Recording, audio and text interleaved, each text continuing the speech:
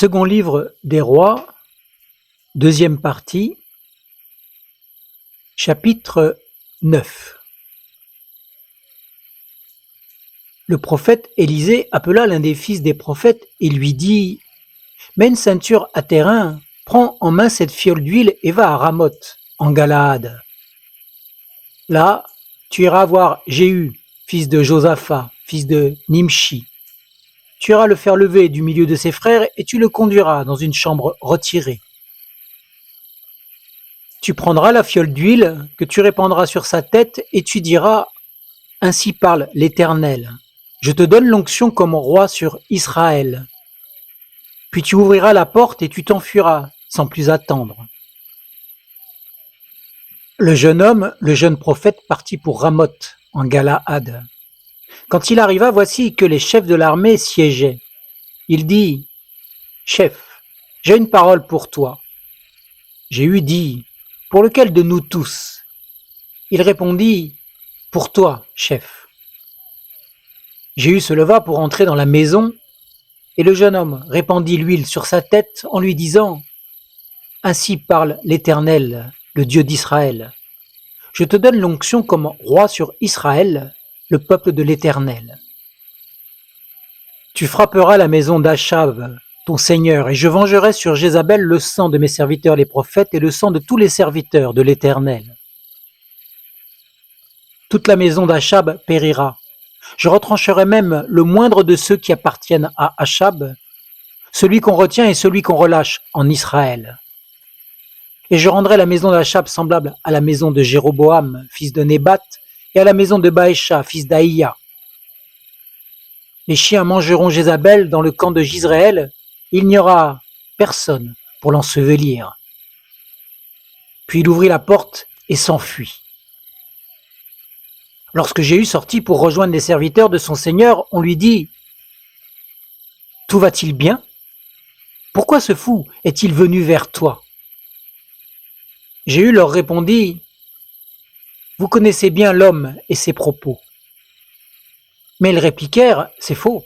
Raconte-nous donc. » Et il dit : « Il m'a parlé de telle et telle manière, disant : Ainsi parle l'Éternel. Je te donne l'onction comme roi sur Israël. » Ils se hâtèrent alors de prendre chacun son vêtement qu'ils mirent sous Jéhu en haut des marches. Et ils sonnèrent du cor et dirent : « Jéhu est roi. » Ainsi Jéhu, fils de Josaphat, fils de Nimshi, conspira contre Yoram. Or Yoram et tout Israël gardaient Ramoth en Galaad contre Hazaël, roi de Syrie. Mais le roi Yoram s'en était retourné pour se faire guérir à Jizréel des coups que les Syriens lui avaient portés lorsqu'il combattait Hazaël, roi de Syrie. Jéhu dit : « Si c'est votre désir, personne ne s'échappera de la ville pour aller porter la nouvelle à Jizréel. » Ensuite, Jéhu monta sur son char et partit pour Jizréel, car Yoram y était alité, et Ahazia, roi de Juda, était descendu pour voir Yoram. La sentinelle placée sur la tour de Jizréel vit la foule qui arrivait avec Jéhu et dit : « Je vois une foule. » Yoram dit : « Prends un cavalier et envoie-le à leur rencontre, qu'ils disent : Est-ce la paix ? » Le cavalier se rendit à la rencontre de Jéhu et dit : « Ainsi parle le roi.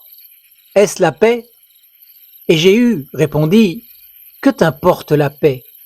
Fais demi-tour et range-toi derrière moi. » La sentinelle fit son approche en disant : « Le messager est allé jusqu'à eux et ne revient pas. » Yoram envoya un second cavalier qui arriva vers eux et dit : « Ainsi parle le roi.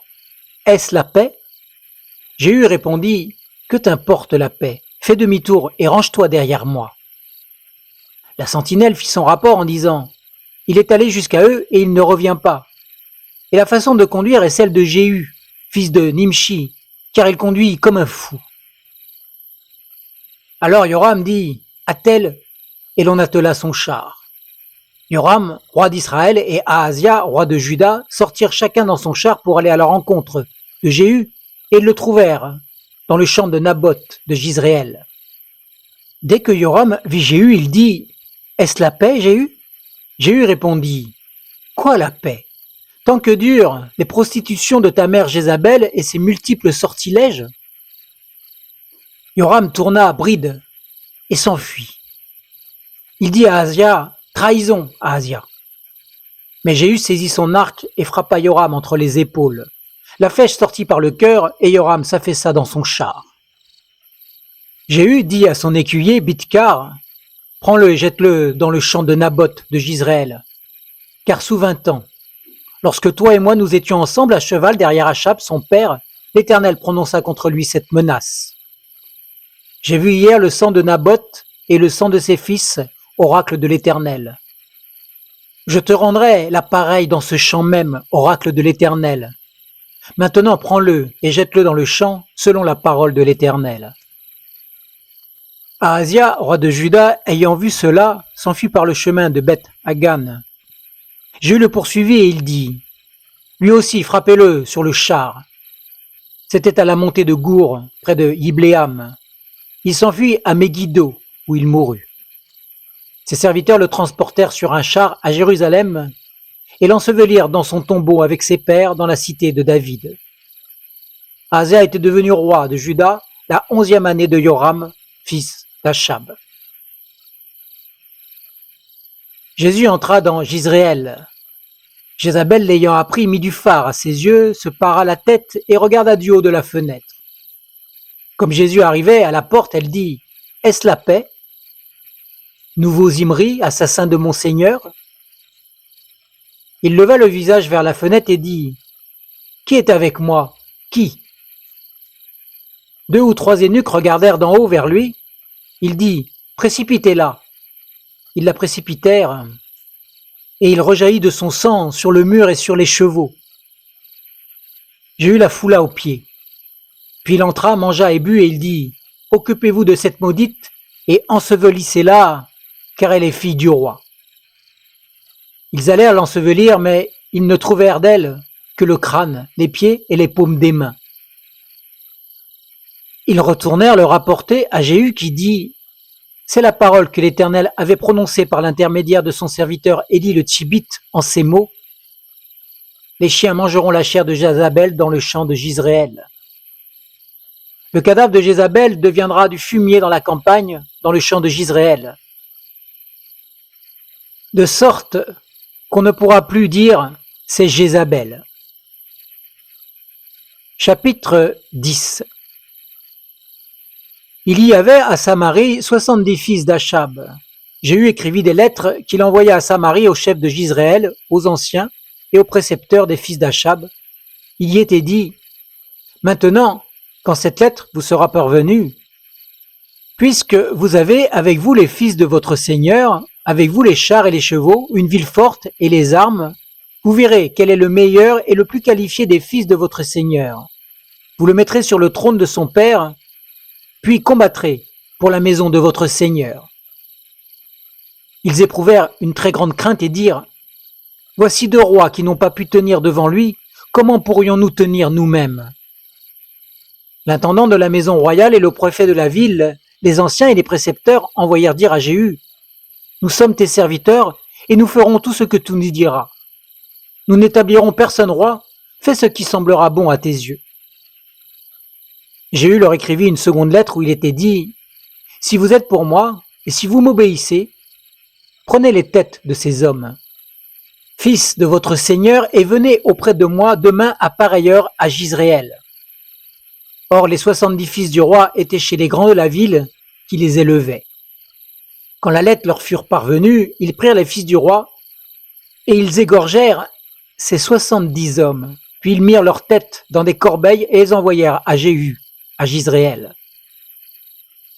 Le messager vint lui faire un rapport en disant « Ils ont apporté les têtes des fils du roi. » Jéhu dit alors « Mettez-les en 2 tas à l'entrée de la porte jusqu'au matin. » Le matin, il sortit et, se présentant à tout le peuple, il dit « Vous êtes justes, me voici. J'ai conspiré contre mon Seigneur et je l'ai tué. Mais qui a frappé tout ceci? Reconnaissez donc que rien de la parole de l'Éternel ne restera sans effet, de la parole que l'Éternel a prononcée contre la maison d'Achab. l'Éternel accomplit ce qu'il a déclaré par l'intermédiaire de son serviteur Élie. Jéhu frappa tous ceux qui restaient de la maison d'Achab à Jizréel, tous ses grands, ses familiers et ses prêtres, sans en laisser échapper un seul. Puis il se leva et partit pour aller à Samarie. À Beth-Eked berger, sur le chemin, Jéhu trouva les frères d'Ahazia, roi de Juda, et il dit « Qui êtes-vous » Ils répondirent « Nous sommes les frères d'Ahazia, et nous descendons pour saluer les fils du roi et les fils de la reine. » Il dit « Saisissez-les vivants. » On les saisit vivants et on les égorgea pour les jeter dans la citerne de Beth-Eked. Il y avait 42 hommes et Jéhu n'en laissa échapper aucun. Parti de là, il trouva Yonadad, fils de Rékab, qui venait au-devant de lui.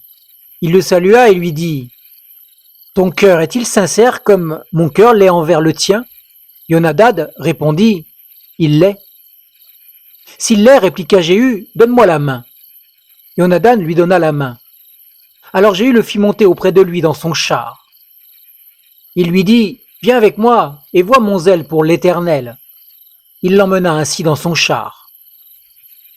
Arrivé à Samarie, il frappa le reste de ceux qui appartenaient à Achab en Samarie, et il les détruisit entièrement, selon la parole que l'Éternel avait dite à Élie. Puis Jéhu rassembla tout le peuple. Il leur dit « Achab a servi Baal un peu, Jéhu le servira beaucoup. Maintenant, convoquez auprès de moi tous les prophètes de Baal, tous ceux qui le servent et tous ses sacrificateurs, sans qu'il n'en manque un seul, car je veux offrir un grand sacrifice à Baal. Quiconque manquera ne restera pas en vie. » Jéhu agissait d'une manière insidieuse pour faire périr ceux qui servaient Baal. Jéhu dit « Consacrez une cérémonie à Baal. » Ils l'annoncèrent. Jéhu envoya des messagers dans tout Israël, et tous ceux qui servaient Baal arrivèrent. Il n'en resta pas un seul qui ne vint pas. Ils entrèrent dans la maison de Baal, et la maison de Baal fut remplie d'un bout à l'autre. Jéhu dit à celui qui était préposé au vestiaire, « Sors des habits pour tous ceux qui servent Baal. » Et il sortit les habillements. Alors Jéhu vint à la maison de Baal avec Yonadab, fils de Rékab, et dit à ceux qui servaient Baal, « Cherchez et regardez, afin qu'il n'y ait pas ici de serviteurs de l'Éternel, mais qu'il y ait seulement des gens qui servent Baal. » Ensuite ils entrèrent pour offrir des sacrifices et des holocaustes. Jéhu avait placé dehors 80 hommes en leur disant « Si un homme, parmi les hommes que je remets entre vos mains s'échappe, je réclamerai vie pour vie. » Lorsqu'on eut achevé d'offrir les holocaustes, Jéhu dit aux coureurs et aux écuyers, « Entrez, frappez-les, que pas un ne sorte. » Ils les frappèrent alors du tranchant de l'épée. Les coureurs, les écuyers les jetèrent là, puis ils allèrent jusqu'à la ville de la maison de Baal. Ils sortirent les stèles de la maison de Baal et les jetèrent au feu. Ils renversèrent la stèle de Baal. Ils renversèrent aussi la maison de Baal et en firent un cloaque qui a subsisté jusqu'à aujourd'hui. Jéhu supprima Baal du milieu d'Israël. Mais il ne s'écarte pas des péchés que Jéroboam, fils de Nébat, avait fait commettre à Israël, c'est-à-dire les veaux d'or qui étaient à Béthel et à Dan. L'Éternel dit à Jéhu, « Parce que tu as bien exécuté ce qui était droit à mes yeux, et que tu as fait à la maison d'Achab tout ce qui était conforme à ma volonté, tes fils jusqu'à la 4e génération siégeront sur le trône d'Israël. » Toutefois, Jéhu ne prit pas garde à marcher de tout son cœur selon la loi de l'Éternel, le Dieu d'Israël.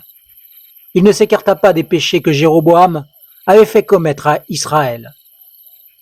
En ce temps-là, l'Éternel commença à entamer le territoire d'Israël, et Hazaël les bâtit sur toute la frontière d'Israël.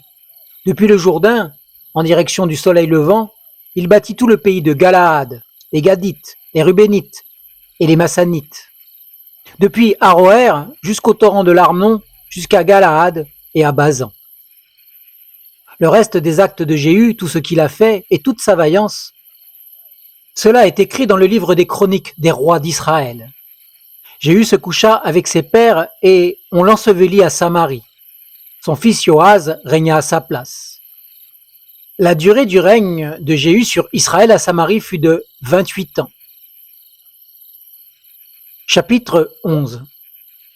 Athalie, mère d'Ahazia, vit que son fils était mort. Elle se leva et fit périr toute la descendance royale.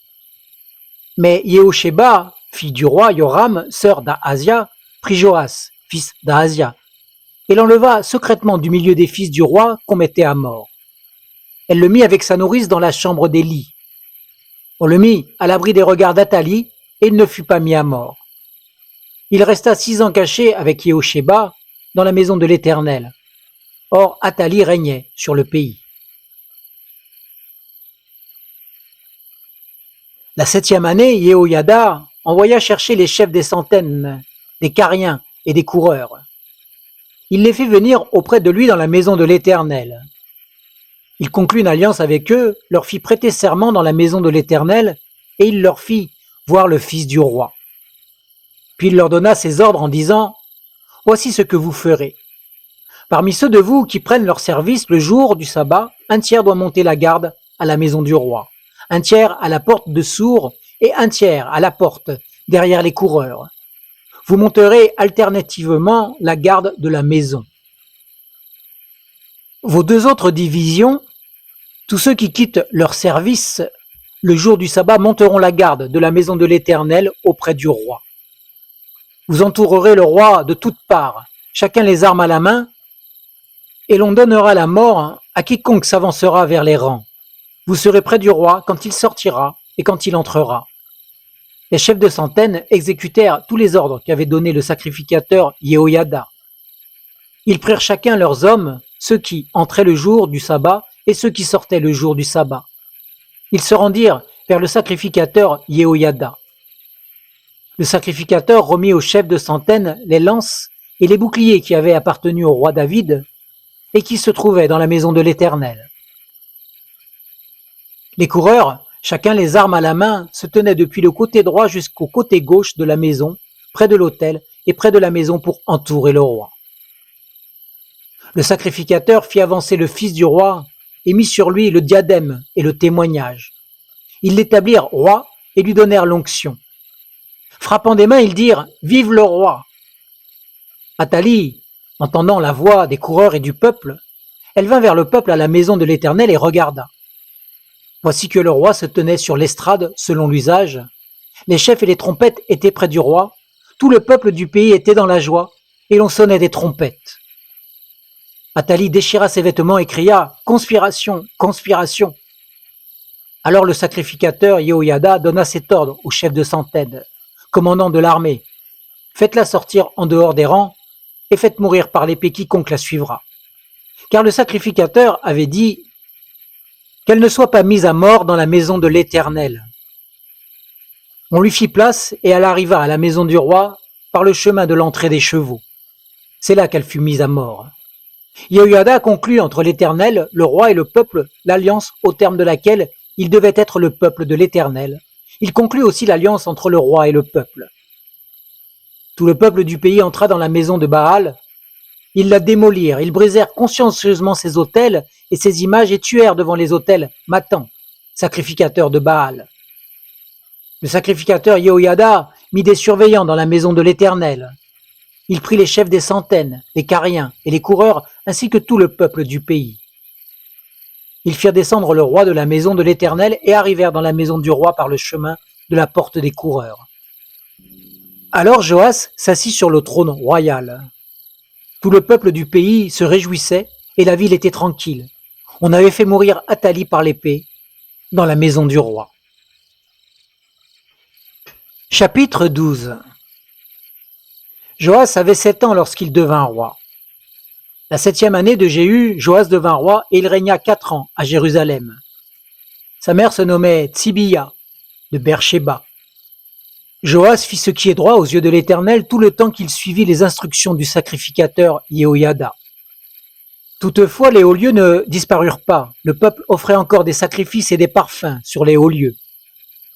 Joas dit au sacrificateur « Tout l'argent consacré qu'on apporte dans la maison de l'Éternel, l'argent ayant cours, savoir l'argent pour le rachat des personnes d'après l'estimation qui en est faite, et tout l'argent qu'on apporte spontanément à la maison de l'Éternel, que les sacrificateurs le prennent chacun de la part des gens de sa connaissance pour réparer les dégradations partout où il s'en trouvera.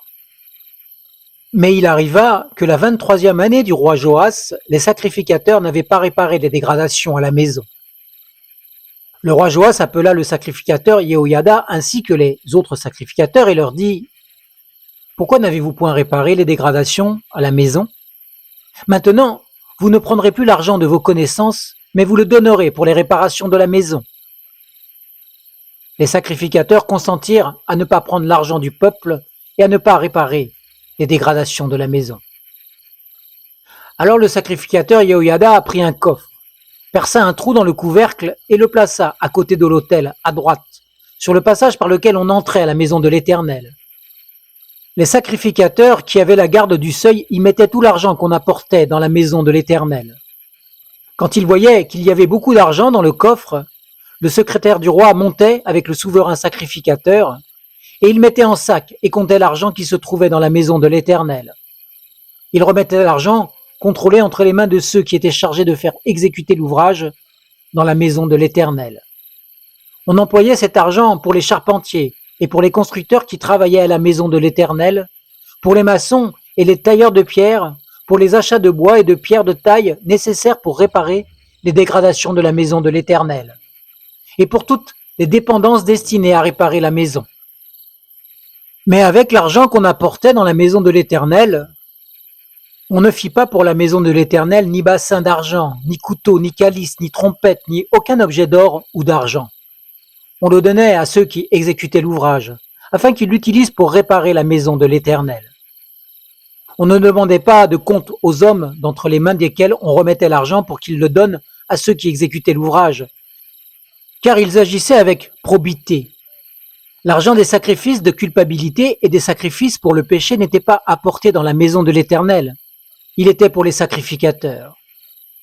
Alors Hazaël, roi de Syrie, monta pour combattre contre Gath, dont il s'empara. Hazaël avait l'intention de monter contre Jérusalem.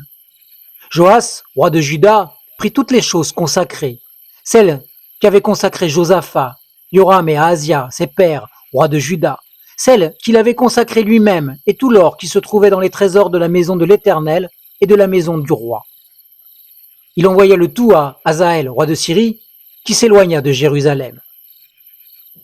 Le reste des actes de Joas et tout ce qu'il a fait, cela est écrit dans le livre des chroniques des rois de Juda. Ses serviteurs se soulevèrent et formèrent une conspiration. Ils frappèrent Joas à Beth-Milo, qui est à la descente de Silla. Josabad, fils de Shiméat, et Yehozabad, fils de Shomer, ses serviteurs le frappèrent et il mourut. On l'ensevelit avec ses pères dans la cité de David. Son fils Amasya régna à sa place. Chapitre 13. La 23e année de Joas, fils d'Ahazia, roi de Juda, Joaz, fils de Jéhu, régna sur Israël à Samarie. Il régna 17 ans. Il fit ce qui est mal aux yeux de l'Éternel. Il marcha en imitant les péchés que Jéroboam, fils de Nébat, avait fait commettre à Israël, et il ne s'en écarta pas. La colère de l'Éternel s'enflamma contre Israël. Il les livra entre les mains de Hazaël, roi de Syrie, et entre les mains de Ben-Hadad, fils de Hazaël, tout le temps que ces rois vécurent.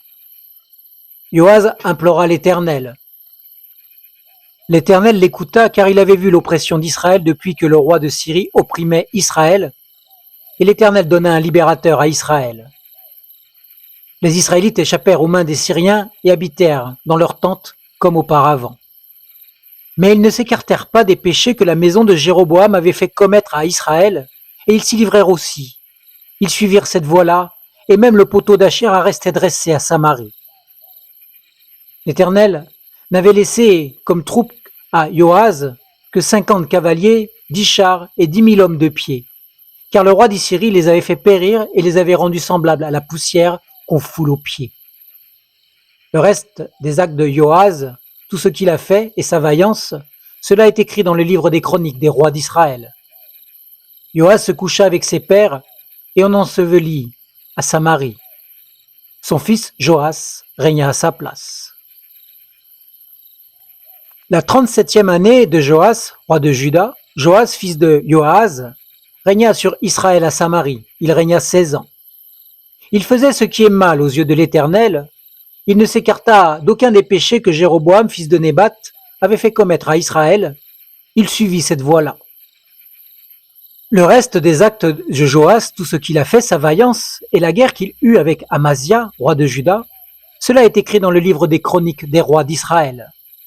Joas se coucha avec ses pères, Jéroboam s'assit sur son trône, Joas fut enseveli à Samarie avec les rois d'Israël. Lorsque Élisée fut atteint de la maladie dont il mourut, Joas, roi d'Israël, descendit vers lui, pleura sur son visage et dit « mon père, char d'Israël et sa cavalerie !» Élisée lui dit « prends un arc et des flèches. » Il se procura un arc et des flèches. Puis Élisée dit au roi d'Israël « bande l'arc avec ta main. » Quand il l'eut bandé de sa main, Élisée posa ses mains sur les mains du roi et dit « ouvre la fenêtre vers l'est. » Il l'ouvrit. Élisée dit « tire. » Alors il tira. Élisée dit « c'est une flèche de salut de la part de l'Éternel, une flèche de salut contre les Syriens. Tu battras les Syriens à Aphek, jusqu'à les exterminer. » Élisée dit encore « prends les flèches. » Il les prit. Élisée dit au roi d'Israël « frappe contre terre. » Alors il frappa 3 fois et s'arrêta. L'homme de Dieu fut saisi d'indignation contre lui et dit « il fallait frapper 5 ou 6 fois. Alors tu aurais battu les Syriens jusqu'à les exterminer. Maintenant tu ne les battras que 3 fois. » Élisée mourut et on l'ensevelit. L'année suivante, des troupes de Moabites pénétrèrent dans le pays. Il arriva qu'on ensevelissait un homme, et voici qu'on vit une de ses troupes. On jeta l'homme dans la tombe d'Élisée. L'homme alla toucher les ossements d'Élisée. Il reprit vie et se dressa sur ses pieds. Hazaël, roi de Syrie, avait opprimé les Israélites pendant toute la vie de Joahaz. Mais l'Éternel leur fit grâce. Il eut compassion d'eux et se tourna vers eux à cause de son alliance avec Abraham, Isaac et Jacob. Il ne voulut pas les détruire et il ne les a pas rejetés de sa face jusqu'à présent. Hazaël, roi de Syrie, mourut et son fils Ben-Hadad régna à sa place. Joas, fils de Joahaz, reprit de la main de Ben-Hadad, fils de Hazaël, les villes enlevées par Hazaël de la main de son père Joahaz pendant la guerre. Joas le bâtit 3 fois et recouvra les villes d'Israël. Chapitre 14. La seconde année de Joas, fils de Joahaz, roi d'Israël, Amasya, fils de Joas, régna comme roi de Juda. Il avait 25 ans lorsqu'il devint roi et régna 29 ans à Jérusalem. Le nom de sa mère était Yehodan de Jérusalem. Il fit ce qui est droit aux yeux de l'Éternel, non pas toutefois comme David son père. Il agit entièrement comme avait agi son père Joas.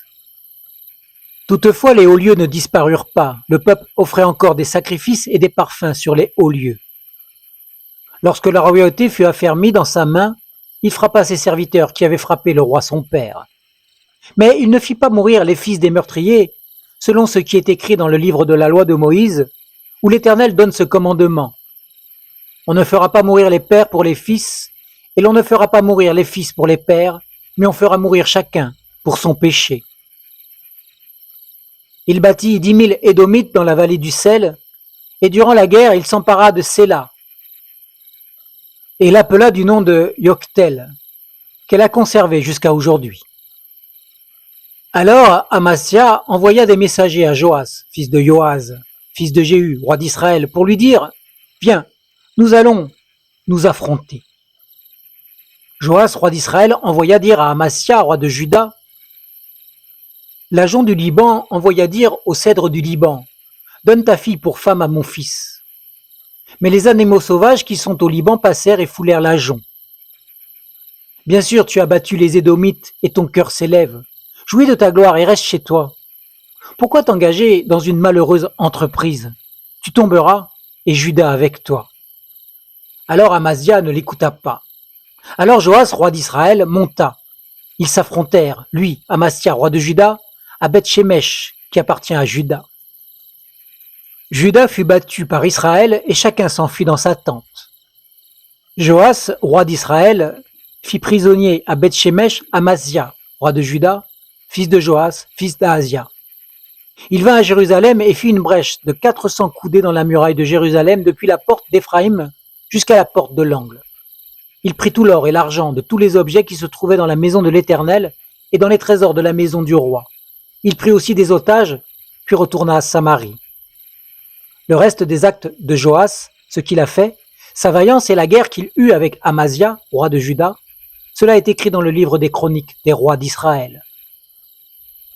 Joas se coucha avec ses pères et fut enseveli à Samarie avec les rois d'Israël. Son fils Jéroboam régna à sa place.